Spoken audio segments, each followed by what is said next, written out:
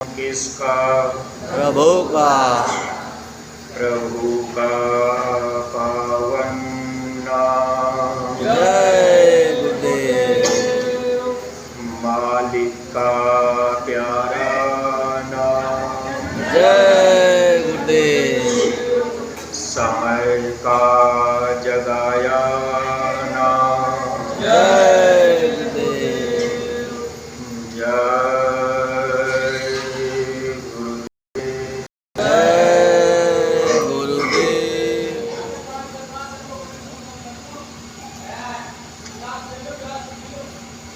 शब्द रूप में विराजमान परम पूज्य स्वामी जी महाराज,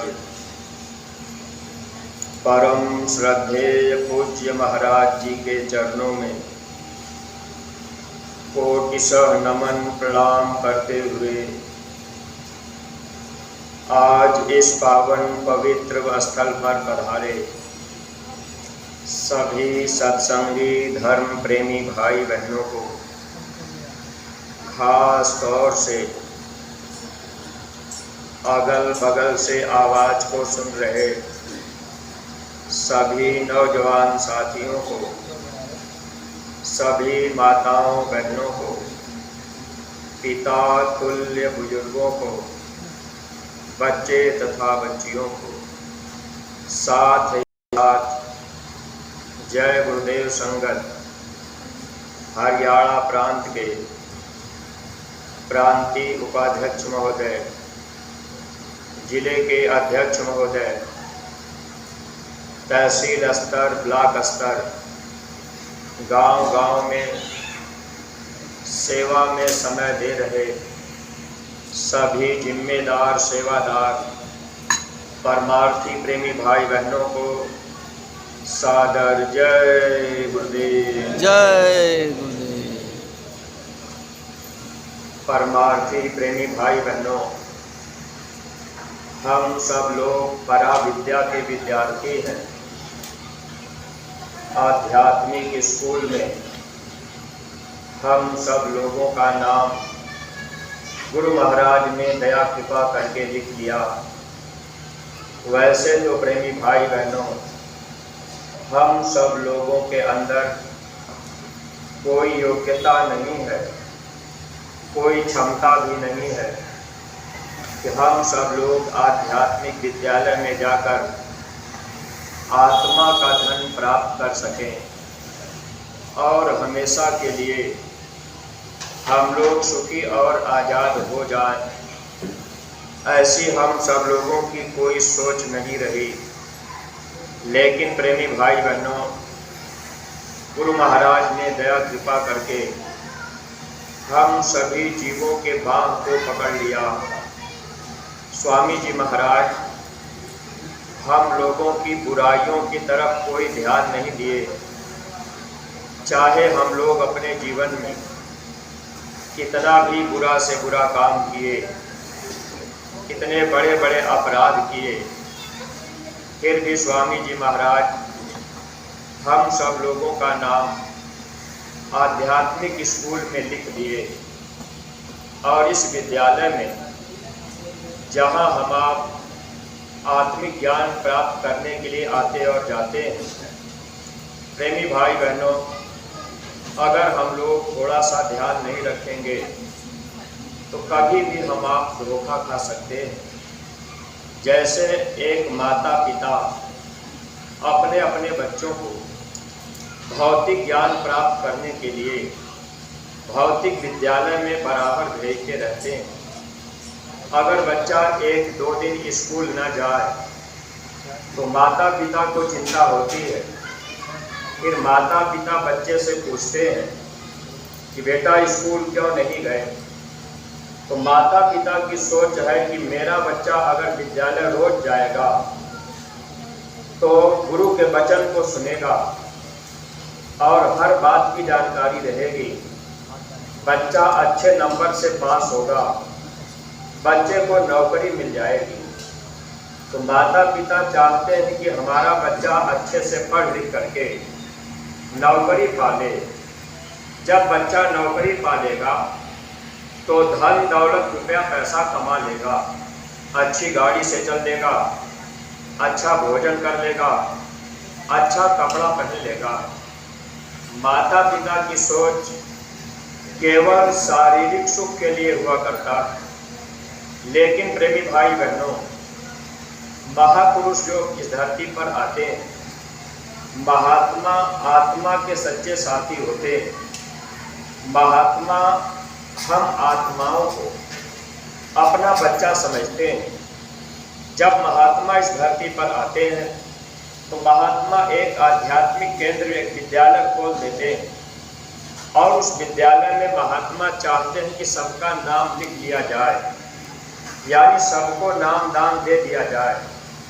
और फिर महात्मा ये चाहते हैं कि जब ये जीव आध्यात्मिक विद्यालय में आते जाते रहेंगे, सत्संग के वचनों को सुनते रहेंगे, तो लोग अपने लिए यानी अपनी आत्मा के लिए धन दौलत इकट्ठा कर लेंगे।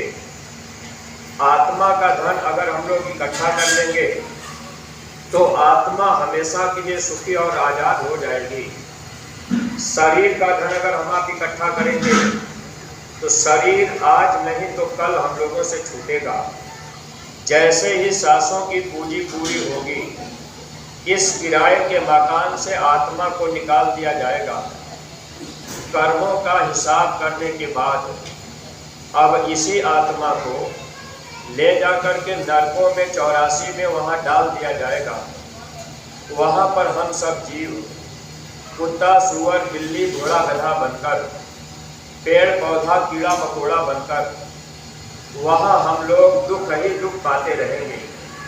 जैसे अपना बच्चा हो, अगर बच्चे के पास पहनने के लिए कपड़ा न हो, बच्चे के पास खाने के लिए भोजन न हो, बच्चे के पास रहने के लिए मकान न हो, माता पिता मेरा बच्चा दुख में जीवन बिता रहा, तो माता पिता को तकलीफ होती है। वैसे ही प्रेमी भाई बहनों, जब ये जीवात्मा मनुष्य शरीर से निकलती है, जब ये नरकों में 84 में चली जाती है, तो वहाँ दुख ही दुख मिलता।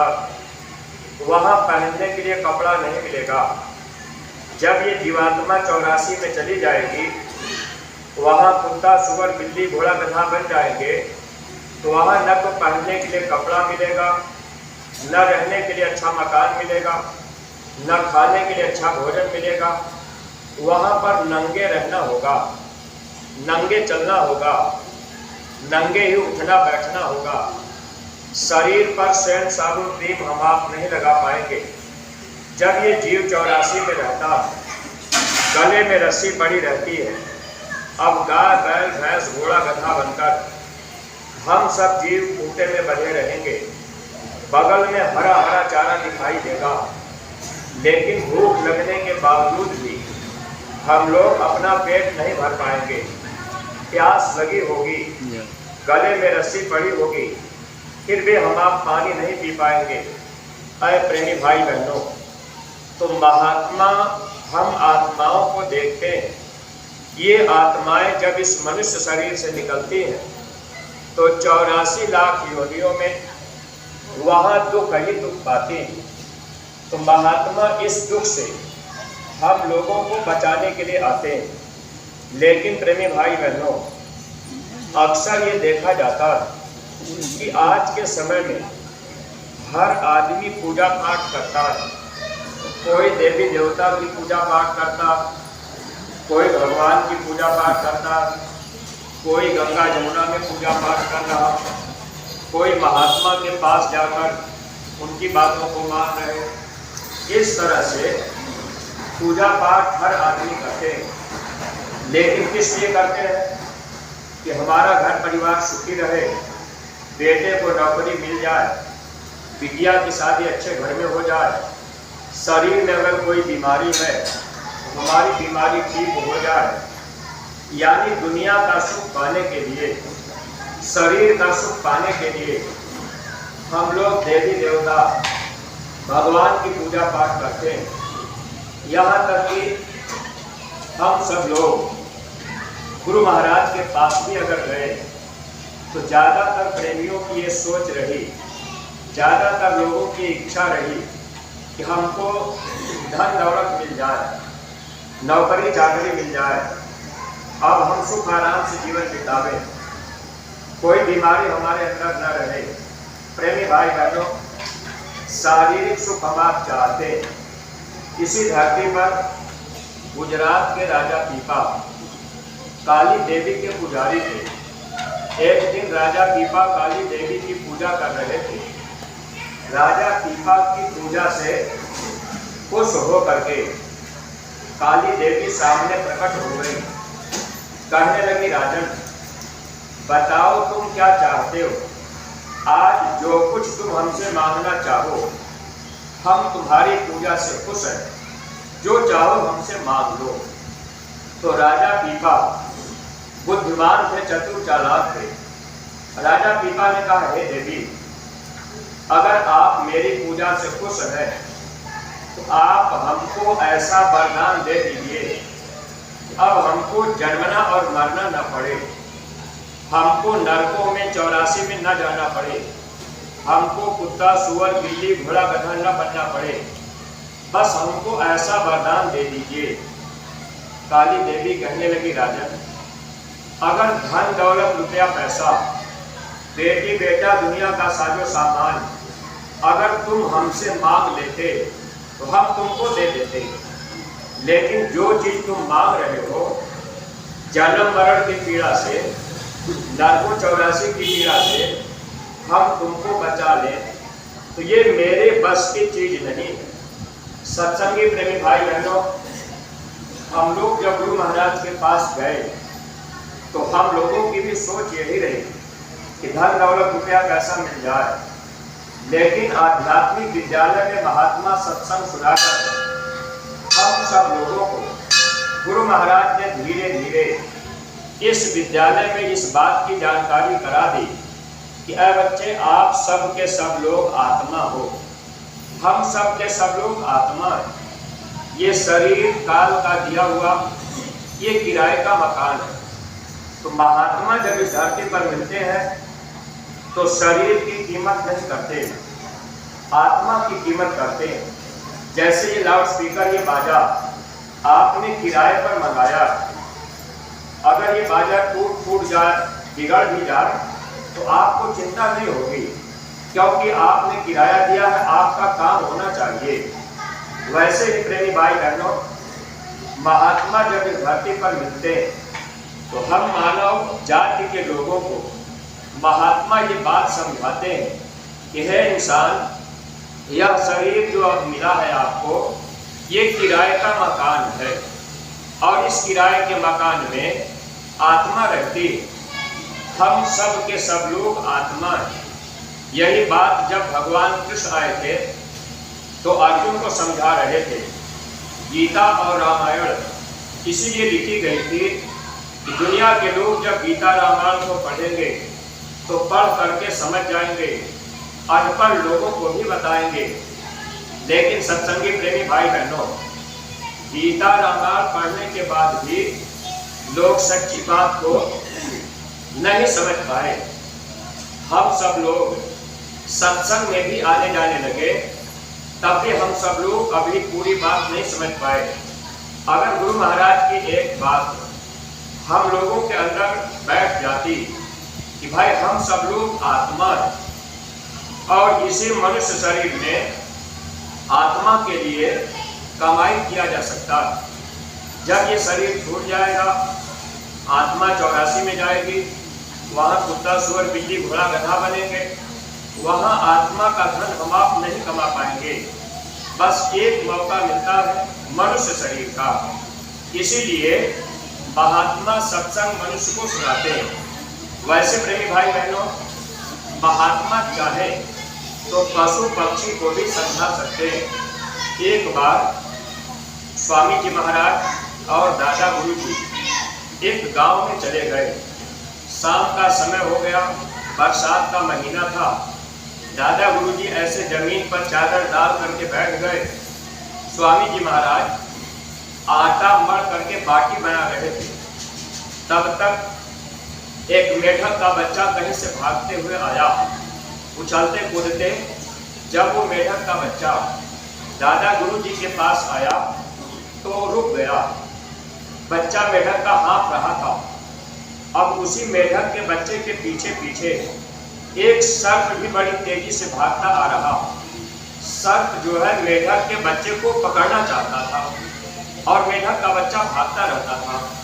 जब वो मेढक का बच्चा दादा गुरुजी के पास आया तो रुक गया। सर्प बड़ी तेजी से आया, मेढक के बच्चे को पकड़ने जा रहा। तब तक दादा गुरुजी कहे कि अरे ठहर जाओ। इतना कहते ही सर्प रुक गया और वो फन काट के खड़ा हो गया। स्वामी जी महाराज देख रहे थे।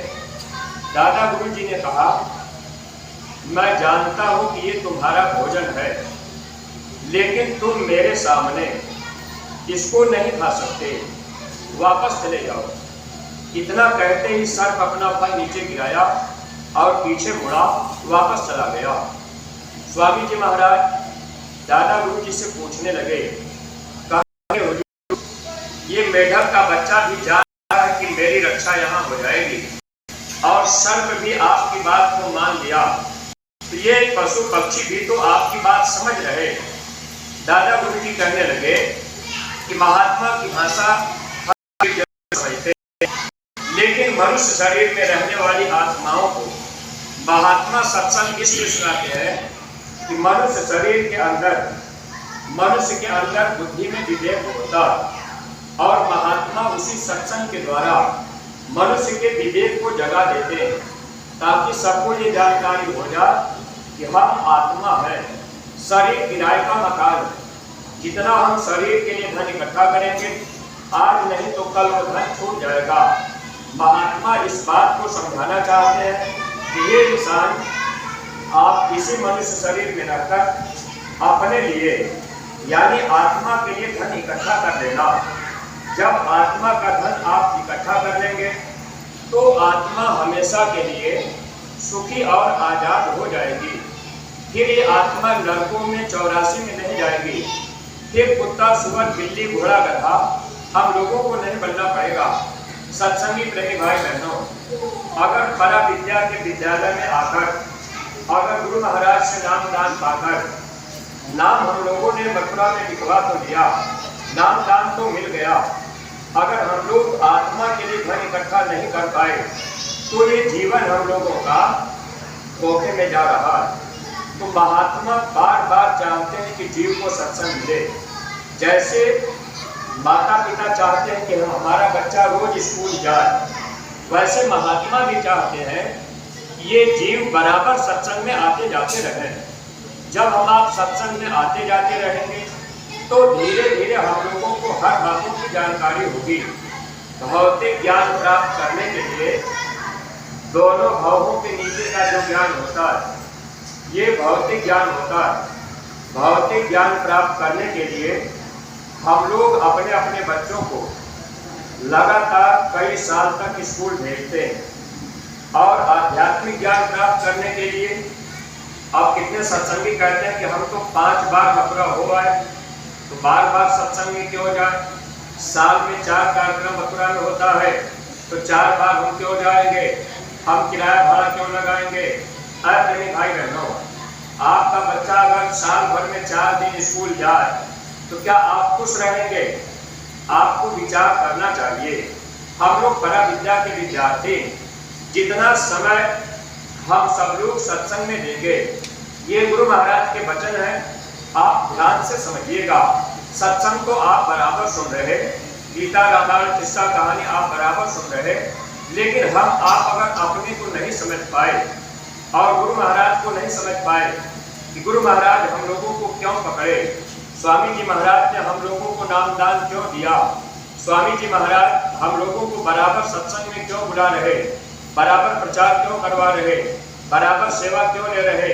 अगर इस बात को हम आप नहीं समझ पाए तो जीवन ये धोखे में जा रहा है। स्वामी जी महाराज ने एक बार कहा, बच्चा, जितना समय आप सत्संग में दोगे, जितना समय आप मीटिंग और गोष्ठी में दोगे, जितना समय आप शाकाहार के प्रचार में दोगे, जितना समय आप सेवा में दोगे, यह समय आपका परमार्थ में जोड़ा जाएगा।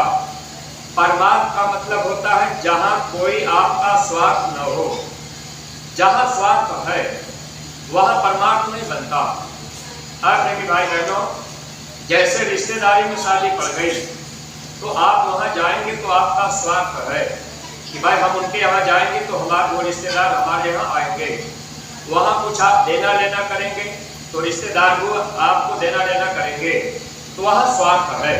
लेकिन आप सत्संग में चले आए, आप शाकाहारी का प्रचार करने चले गए, आप मथुरा सेवा करने चले गए, तो वहाँ आपका कोई स्वार्थ नहीं है। जहाँ कोई स्वार्थ नहीं होता वहाँ परमार्थ बनता है। और सत्संगी प्रेमी भाई बहनों, कभी भी सत्संग में सेवा में आप जाइए, कभी भी अगर आप प्रचार प्रसार में जाइए तो कोई अपना स्वार्थ मत रखिए। कभी कभी ऐसा होता है कि हम आप मथुरा गए, गुरु महाराज से कहे कि महाराज हम मथुरा आए हैं, आप मेरी ये बीमारी दूर कर दीजिए, हमारे सर में दर्द होता रहता। प्रेमी भाई बहनों, महाराज जी सत्संग में सुनाते हैं, प्यारे बेटे को पिता से कोई चीज मांगने की जरूरत नहीं पड़ती। अगर हम आप प्यारे बेटे बन जाए, गुरु के सच्चे प्रेमी बन जाए, तो हमको आपको कभी मांगना नहीं पड़ेगा। क्या तकलीफ है, बच्चा क्या चाहता है, वो महात्मा हमको आपको देते रहेंगे। यानी दुनिया का भी सुख मिल जाएगा, जब ये शरीर छूटेगा तो आत्मा भी सुखी हो जाएगी, क्योंकि महात्मा आत्मा का धन इकट्ठा करना चाहते हैं। आत्मा के साथ में वही दौलत जाती। स्वामी जी महाराज ने कहा, बच्चा जितना समय आप सत्संग में, सेवा में, भजन में, शाकाहार के प्रचार में दोगे, मीटिंग या गोष्ठी में दोगे, यह समय आपका परमार्थ में जोड़ा जाएगा। परमार्थ में दिया हुआ समय भजन में बदल करके जीव को पार कर दिया जाएगा। और प्रेमी भाई बहनों, क्या ये वचन हम आप पकड़ पाए? अगर ये वचन हम आप पकड़ लेते तो हमको आपको बार बार फोन करके कहना न पड़ता। जैसे मैंने देखा कि अपने राम निवास भाई बराबर कल से फोन लगा रहे कि सत्संग है वहाँ आ जाइएगा। अब कहते भैया बड़ी लोग चल रही, हम नहीं आ पाएंगे। हर प्रेमी भाई बहनों, क्या ये अपनी भलाई के लिए कह रहे?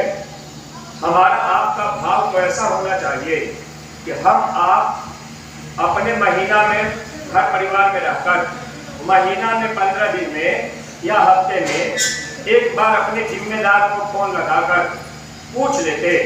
10 दिन बीता, फोन लगा दिए, अरे भैया कोई आदेश तो नहीं आया है, कहीं सत्संग तो नहीं है, कहीं शाकाहारी का प्रचार तो नहीं है, कोई सेवा तो नहीं लगाई गई है।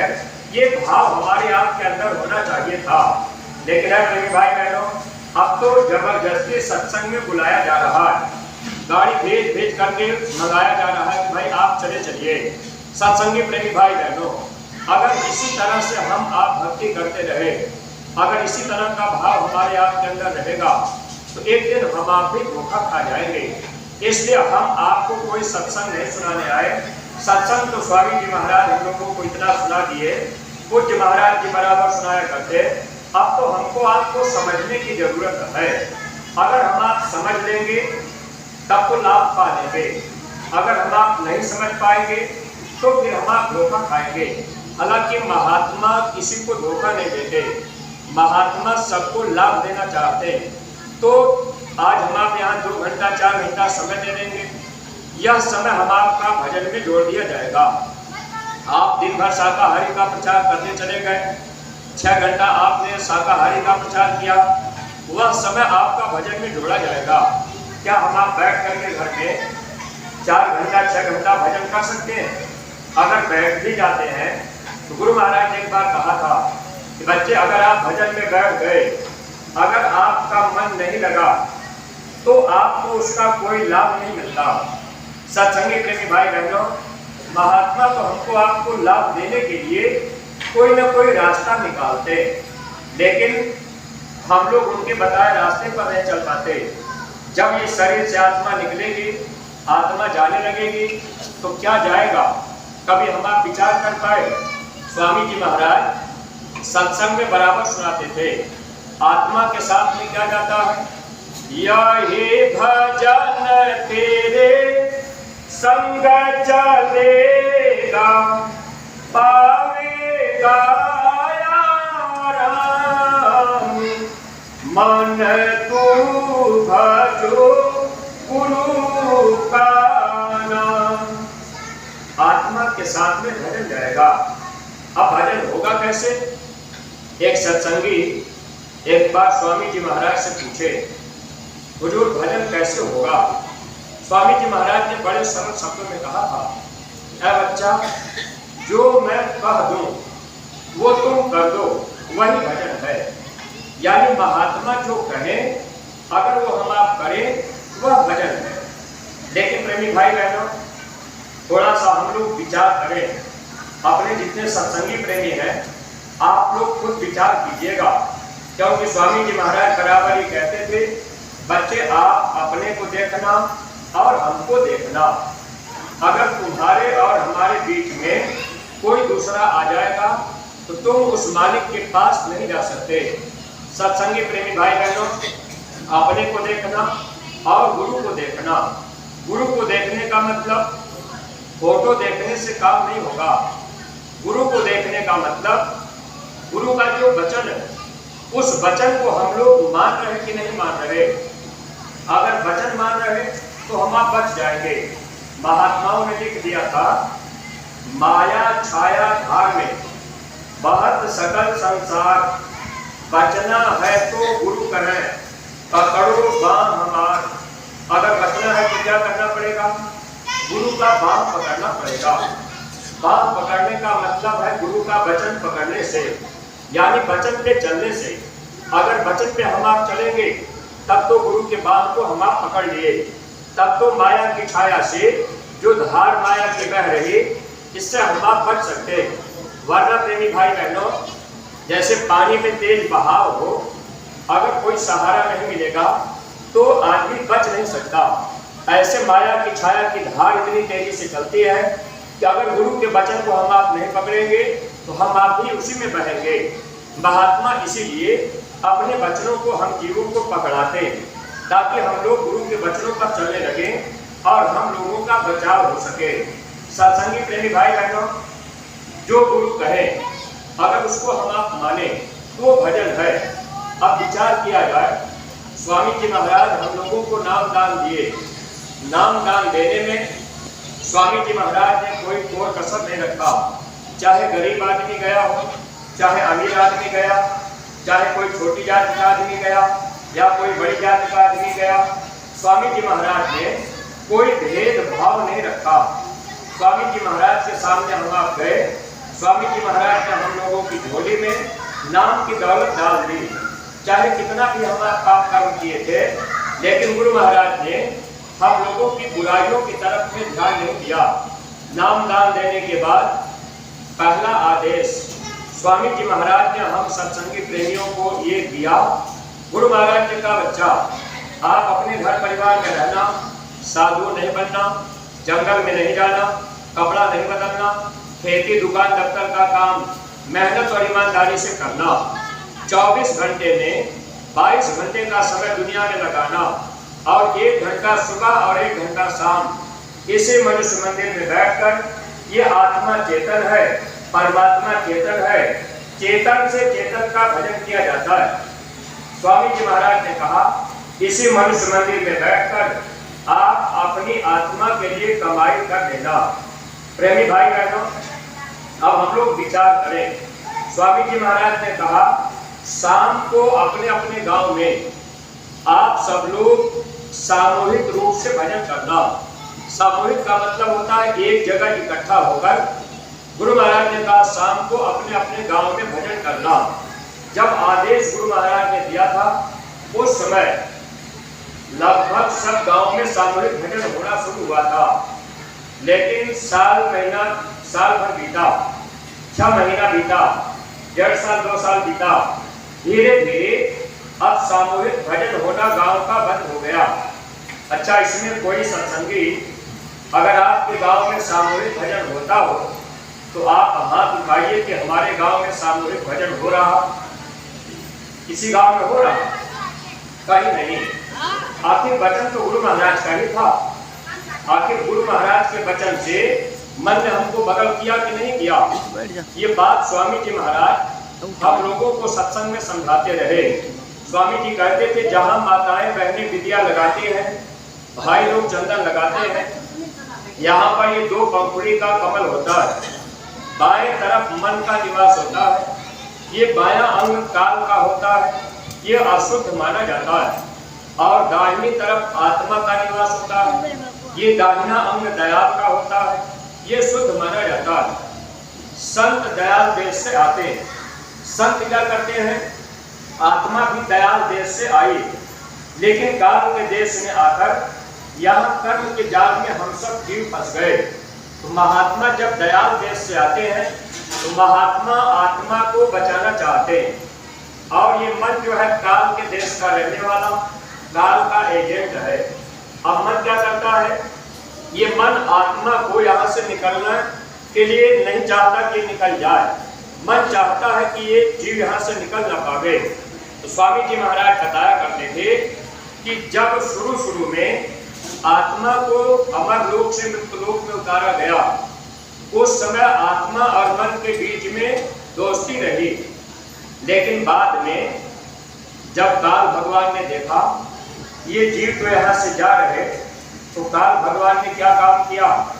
अब उन्होंने कर्म का विधान बना दिया, एक अच्छा कर्म और एक बुरा कर्म, ये दो कर्म बन गए। अब हम लोगों को कर्म करने की आजादी मिल गई। अब हम लोग चाहे अच्छा कर्म करें या बुरा कर्म करें, दोनों कर्मों का फल भोगना पड़ेगा। स्वामी जी महाराज ने कहा बच्चा, आपको दोनों कर्मों का फल भोगने के लिए काल भगवान ने बंधन लगा दिया। तो काल मत में, वेद मत में, अगर वेद आप पढ़ेंगे तो वेद मत में लिखा है कर्म ही पूजा है।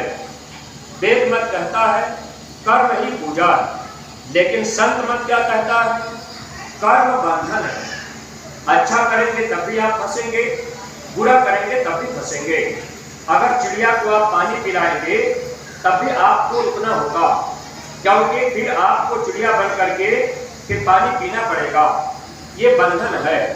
अगर आपने चिड़िया को दाना रोज फेंका तो ये आपके लिए बंधन है। तो काल भगवान ने ऐसा नियम बनाया कि कोई भी जीव यहाँ से निकलने न पावे। स्वामी जी महाराज इसीलिए हम सत्संगी प्रेमियों से कहे थे कि बच्चा, आपके घर परिवार में, गांव भर में अगर कोई भिखारी भी आ जाए और वो भीख भी मांगे, तो अगर आपके घर वो आवे, आप उसको पानी पिला देना, भूख लगी है तो भोजन करा देना, कपड़ा ना हो तो कपड़ा पहना देना। गुरु महाराज ने कहा ये पुण्य का काम है, ये गुरु आदेश है, इसको हम आप मानेंगे तो इसका लाभ मिलेगा। लेकिन अपने मन से कोई पुण्य करेंगे तो हमारा आपका फंसाव होगा, फिर हम आप फंस जाएंगे, फिर हम आप यहाँ से निकल नहीं पाएंगे। तो ऐसा नियम काल भगवान ने बनाया, कोई भी जीव यहाँ से निकलने ना पावे। मन का काम क्या है? मन हमेशा कर्म करता है, और ये मन कर्म करेगा, उसका पूरा बोझा आत्मा के ऊपर होगा। तो जितना कर्म ये मन करेगा, बोझा आत्मा के ऊपर होगा, आत्मा दबती जाएगी। अब ये आत्मा अपने घर वापस नहीं जा पाएगी। अब ये आत्मा बिल्कुल कमजोर हो गई। गुरु महाराज ये बात सुनाया करते थे, जब महात्मा आते हैं तो महात्मा अपने वचनों के द्वारा, अपने वचनों का सहारा लेकर आत्मा को उठाते हैं और मन को महात्मा कमजोर करते हैं। जैसे आपका बच्चा हो, किसी दूसरे बच्चे के साथ अगर लड़ाई झगड़ा करने लग जाए, अब आपका बच्चा कमजोर पड़ रहा हो और दूसरा बच्चा मजबूत पड़ रहा हो, अगर आपने देख लिया कि हमारा बच्चा कमजोर पड़ रहा, वो दूसरे का बच्चा हमारे बच्चे को मार रहा, अगर आप दूर से आवाज लगा देंगे कि रुको हम आ रहे हैं, तो आपके बच्चे के अंदर ताकत आ जाएगी कि अब हम दो लोग हो गए और जो दुश्मन होगा वो कमजोर हो जाएगा। अब प्रेमी भाई बहनों, ठीक इसी तरह से जब से हम आप इस संसार में आए, आत्मा इस संसार में आए, मन बलवान है। अब आत्मा को चार दुश्मनों ने घेरा, मन, बुद्धि, चित्त, अहंकार, ये चारों ने घेर लिया। अब मन आत्मा की शक्ति लेकर ये मन यहाँ पर काम करता है। अब आत्मा बिल्कुल कमजोर हो गई, महात्मा जब आते हैं, ये महात्मा आत्मा के साथी होते हैं। महात्मा वचन जब देते हैं, जो आदेश करते हैं, अगर उस आदेश को हम आप मानेंगे तो ये मन आपका कमजोर होगा। अगर आदेश को नहीं मानेंगे, मन कमजोर नहीं होगा। जैसे भजन सामूहिक करने का आदेश है, अगर आप 4 घंटा भजन करते हो और आप सामूहिक नहीं कर रहे तो ये मन आपका कमजोर नहीं होगा। महात्मा मन को कमजोर करना चाहते हैं। जब आप गुरु का वचन मानेंगे तब ये मन कमजोर होगा। तब क्या होगा? स्वामी जी महाराज कहते थे, हार जब जाए मन तुझसे, चढ़ा दे सूट को गगना। ये मन कब हारेगा? जब हम आप गुरु का वचन मानेंगे। गुरु के वचन से ही ये मन मरेगा, मन हारेगा। लेकिन मन ने क्या काम किया? हम लोगों को हराया। गुरु महाराज ने कहा था सामूहिक भजन करना, हम आप शुरू में किए, बाद में बंद कर दिए। कभी हम आप विचार किए कि आखिर क्यों बंद किए? प्रेमी भाई बहनों, हमको आपको ये ध्यान रखने की जरूरत है। आप लोग अगर अपने गांव में सामूहिक भजन नहीं हो पा रहा, गांव लंबा चौड़ा है, एक बार एक सत्संगी स्वामी जी महाराज से कहे कि सरकार आपने सामूहिक भजन के लिए कहा है, तो हमारा गांव बड़ा लंबा है, बड़ा दूर जाना पड़ता है, शाम को रात में दूर जाना पड़ता है भजन करने। तो स्वामी जी महाराज ने जवाब दिया, अच्छा गांव में दूर जाना पड़ता है, 7 लोग उससे भी ज्यादा दूर है। प्रेमी भाई बहनों, अब हम आप गुरु के वचन को अगर काटेंगे, मन अगर गुरु की बात काटेगा तो नुकसान होगा। इसलिए आप लोगों से मेरी ये प्रार्थना, कोई हम आपको आदेश नहीं दे रहे, लेकिन आप ये कोशिश कीजिए।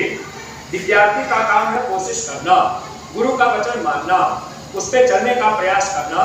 अगर गांव में सामूहिक भजन नहीं कर रहे, गांव लंबा चौड़ा है, तो आप अपने मोहल्ले में कर लीजिए। अगर आप मोहल्ले में भी नहीं कर पा रहे, कोई सत्संगी नहीं है, तो आप अगर अपना मकान कहीं अलग बना लिए, तो आप अपने परिवार में अगर पति पत्नी दोनों नामदानी हैं, तो दोनों लोग एक साथ शाम को बैठा करिए 1 घंटे के लिए। क्या इतना हम आप नहीं कर सकते थे? अरे खाना खाना है तो साथ में बैठ लिए, और कोई बातचीत करनी है तो साथ में बैठ लिए, और गुरु आदेश मानने के लिए, सुमिरन ध्यान भजन करने के लिए हम आप गुरु की बात कहाँ मान पाए? प्रेमी भाई बहनों, आपके परिवार में अगर बच्चे भी नामदानी है, बहू भी नामदानी है, बेटी भी नामदानी है, तो आप शाम को कम से कम अपने घर में बहू को, बेटे को, माता पिता, भाई, जो भी परिवार में लोग हैं, एक साथ 1 घंटे के लिए बैठा करिए। 5 साल के ऊपर के बच्चों को भी भजन करने का अधिकार है, आप बच्चों को भी बैठाया करिए। अगर आप अपने अपने बच्चों को नहीं बैठाएंगे तो बाद में पश्चाताप करना पड़ेगा। बच्चा कह देगा कि मम्मी अभी हमारा पढ़ाई लिखाई का समय है, अभी भजन तो हम बुढ़ापा में कर लेंगे। अब हम आप सोच लिए कि भाई ठीक है, बच्चा का मन पढ़ाई में लगा, बच्चा को पढ़ने दिया जाए। अब बच्चे का मन पढ़ाई में लगा है, अब आप सोच रहे हैं कि कोई बात नहीं, लेकिन अगर आप गुरु का वचन ध्यान नहीं देंगे तो नुकसान तो बच्चे का भी हो रहा। नहीं भाई बहनों, अगर बच्चा पढ़ लिख करके डॉक्टर इंजीनियर बन भी गया, तो अगर समय उसका पूरा हो गया, अगर वो भक्ति भजन नहीं किया तो जीव तो 84 में ही जाएगा, कौन बचाएगा? अगर हम आप अपने बच्चों को शाम को थोड़े समय के लिए बैठा लेते तो इससे कितना बड़ा लाभ होता। स्वामी जी महाराज ने एक बात कहा था, जिस परिवार में बच्चे भी बैठ करके भजन करने लगेंगे, अगर कोई तकलीफ आएगी तो आपके घर के बगल से वो तकलीफ चली जाएगी, आपका बाल बांका नहीं होगा। जैसे लंका में विभीषण की कुटिया बची, वैसे ही भगवान के मानने वाले प्रेमियों के, भजन करने वाले प्रेमियों की रक्षा होगी।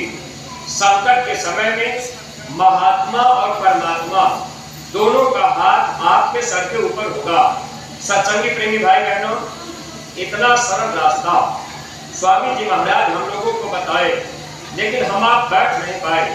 अगर एक साथ बैठने लगते शाम को तो इसमें हमको आपको पूरी दया मिलती और ये मन कमजोर होता। ये जीव अपने गुरु की बात मानता है। जानते हैं वचन ना मानने से कितना नुकसान होता है। मान लीजिए आप सब ध्यान भजन कर रहे हैं, इसमें बहुत से प्रेमी होंगे जो प्रेमी ध्यान भजन करते होंगे। अच्छा, सुमिरन ध्यान भजन कितने सत्संगी प्रेमी करते हैं? थोड़ा सा हाथ उठाइए कि हम लोग सुमिरन ध्यान भजन करते हैं। जो लोग सुमिरन ध्यान भजन करते हो, ऐसे प्रेमी भाई बहन काफी संख्या में लोग हैं। लेकिन अब आप एक बात का विचार कीजिए, अगर सामूहिक भजन हम आप नहीं कर रहे तो आखिर धोखा तो हम आप खा रहे, मन धोखा तो ले रहा। तो कम से कम शाम को अपने घर में सबको एक साथ बैठाया करिए। अब मेरे भाई बहनों, महात्मा के एक वचन में कई निशाने होते। एक बार स्वामी जी महाराज ने कहा था कि बच्चा, मैं प्रेम का पंख लगाकर आपको यहां से उड़ाना चाहता हूं, लेकिन जब प्रेम का पंख जमने लगता है तो काल उस पंख को काट देता है। जब प्रेम का पंख कट गया तब ये जीव यहां से जा नहीं पाता है। प्रेमी भाई बहनों, आपस का प्रेम हो संगत में, महात्मा ये चाहते हैं। तो जब हम लोग अभी अपने घर में ही प्रेम नहीं हो गया, अभी अपने घर में प्रेम नहीं हुआ, बहू अलग है, बेटा अलग है, पत्नी अलग बैठ रही, पति अलग बैठ रहा, तो प्रेम कहाँ रहा? अगर प्रेमी भाई बहनों हम सब लोग ये बात ध्यान में रखते कि भाई आपस का प्रेम पैदा हो जाए, अगर प्रेम रहेगा तो शाम को सब लोग इकट्ठा हो गए, चलो भाई एक साथ बैठ लेंगे, एक साथ बैठ करके सुमिरन ध्यान भजन कर लेंगे। और बच्चा भी है, अगर बच्चा कह दे कि भाई अभी हमारा पढ़ाई लिखाई के बाद में भजन करेंगे, तो माता पिता की जिम्मेदारी है समझाने की। अगर बच्चा कहेगा कि चौथे पन में भजन किया जाएगा, अभी क्या जरूरत है, बुढ़ापे में हम कर लेंगे, तो हम आप अपने बच्चे को समझा तो सकते हैं। चौथे पन में भजन किया जाता है, ये बात लिखी गई है, लेकिन कब के लिए लिखी गई? जब राम राज्य था तब के लिए, आज के लिए नहीं। राम राज्य में पहले बाप मर जाता था तब बेटा मरता था। राम राज्य में पहले बड़ा भाई मर जाता था तब छोटा भाई मरता था। राम राज्य में ऐसा नियम था कि उम्र पूरी करने के बाद तब लोग मरते थे। उस समय के लिए लिखा गया था, हे इंसान आप चौथे पन में भजन करना। लेकिन प्रेमी भाई बहनों, अब कलयुग है, कलयुग में अकाल मृत्यु है। अभी बाप जिंदा है तब तक बेटा चला गया, अभी बड़ा भाई जिंदा है तब तक छोटा भाई चला गया। अब आप कहेंगे हम चौथे पन में भजन करेंगे, तो क्या धोखा नहीं होगा? अरे महात्मा सत्संग इसीलिए जारी किए, जब हम लोग सत्संग में जाएंगे, सत्संग के वचनों को सुनेंगे, तो हम लोगों के अंदर जानकारी हो जाएगी। समय पर गुरु का वचन हम आप मानेंगे। जब आप अपने बच्चे को समझाएंगे कि बेटा अभी से आप भजन करना शुरू कर दो, अभी से आप बैठने लगो, पता नहीं कब शरीर छूट जाए, कब एक्सीडेंट हो जाए, कौन भरोसा है? अब हम आप गाना तो गा रहे, क्या भरोसा है इस जिंदगी का, साथ देती नहीं है किसी का। शरीर का कोई भरोसा नहीं, सांसों का कोई भरोसा नहीं, कब हम आप जा रहे, समय पूरा हो गया चले गए। तो महात्मा तो चाहते कि जीव को बचाया जाए और इनके पास आत्मा का धन हो। अब प्रेमी भाई बहनों, यहाँ से तो हम आप निकल गए, शरीर छूट गया, आत्मा धर्मराज के दरबार में जाएगी, तो जहाँ पर जीव के कर्म का हिसाब होता है, स्वामी जी महाराज ने कहा बच्चा वहाँ मैं भी रहूंगा। जिस गुरु ने हमको आपको नाम दान दे रखा है, जब ये जीवात्मा धर्मराज के दरबार में जाएंगे तो वहाँ गुरु महाराज रहेंगे। स्वामी जी महाराज ने कहा बच्चा जब कर्म का हिसाब होने लगेगा, अगर आपने मेरी बात नहीं मानी है तो काल आपको सजा देगा, मैं क्या करूँगा? अब मेरे भाई बहनों, इसीलिए काल भगवान ने शर्त रखा है कि जो जीव आपकी बात मानेंगे उस जीव को आप ले जाइएगा, जो जीव आपके पास आकर आपकी बात न माने ऐसे जीव को आप छोड़ दीजिएगा, ऐसे जीवों को मैं खाऊंगा। नाम दान पाने के बाद अगर कोई कहे अब हमको काल के हवाले नहीं जाना होगा, ऐसा नहीं होगा, जाना पड़ेगा। महात्माओं ने लिखा, जो कोई भक्ति भाव से चूके ताके मुख जब पल पल फूके। अगर जीव भक्ति से चूक गया तो जमदूत ले जाएंगे, सजा देंगे। इसीलिए महात्मा लिख दिए, कबीर गुरु की भक्ति बिन राजा गधा होए। अगर गुरु मिल गए, गुरु की भक्ति हम आप नहीं कर पाए, तो राजा को भी गधे का जन्म मिलता है। सत्संगी प्रेमी भाई बहनों, जब ये आत्मा धर्मराज के दरबार में जाएंगे तो वहां पर जीव के कर्म का हिसाब होगा। स्वामी जी महाराज ने कहा, काल वहां पर बहस करता है। जैसे कोई मुकदमा अगर आपका हो जाए, अब आपकी तारीख बढ़ने लगी। जब कोई मुकदमा कचहरी में होता है, एक वकील हम लोगों को अपने पक्ष में करना पड़ता है, एक वकील विपक्ष में रहता है और 2 गवाह भी करना पड़ता है। यहाँ के कचहरी में अगर कोई मुकदमा होगा तो यहाँ पर कई बार तारीख पड़ेगी, आप वकील कर लेंगे, एक वकील विपक्ष में होगा, आप अपने पक्ष के 2 गवाह ले जाएंगे, अपने पक्ष में गवाही करा लेंगे, आप जज को रुपया पैसा दे करके मुकदमा अपने पक्ष में करा सकते हैं।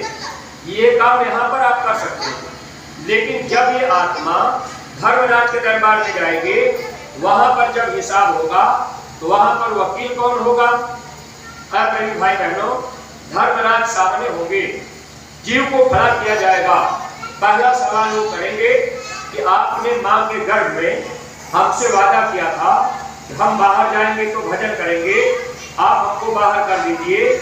हमने आपको मां के गर्भ के बाहर किया, तो आपने भजन क्यों नहीं किया? पहला सवाल होगा। तो आज सत्संगी प्रेमी भाई बहनों, इसमें थोड़ा सा हमको आपको लाभ तो मिलेगा। अब जो लोग महात्मा के पास नहीं गए, उनका तो भारी नुकसान होगा। महात्मा अगर जीवन में नहीं मिले तो जानकारी नहीं हो पाएगी कि भजन क्या होता है। जब गुरु महाराज हम लोगों को नहीं मिले थे, हम अपनी बात बता रहे, जब स्वामी जी महाराज के पास हम नहीं गए थे, पहली बार मथुरा में गया था सन 2001 में। सन 2001 में स्वामी जी महाराज से नामदान मैंने मथुरा में लिया। उसके पहले मैं भी, जैसे मंदिर बनी है, हमारे गांव में भी कई मंदिरें बनी, उसी मंदिर में हम लोग भी जाते थे, हरे राम हरे कृष्ण का कीर्तन गाते थे, जय सिया राम जय जय सिया राम। ये